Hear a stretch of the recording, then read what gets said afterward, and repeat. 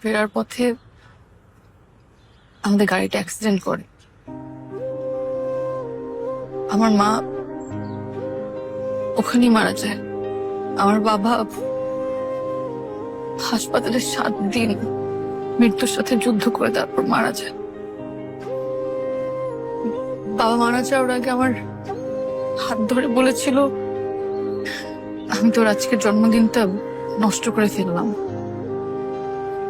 দেখবি তোর জীবনে এমন একজন আসুক যে প্রত্যেকটা জন্মদিন অনেক আদর করে ভালোবেসে পালন করবে।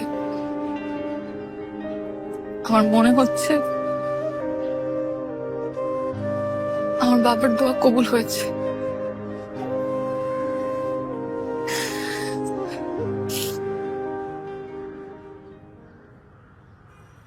তুমি সারা জীবন আমার পাশে থাকবে তো?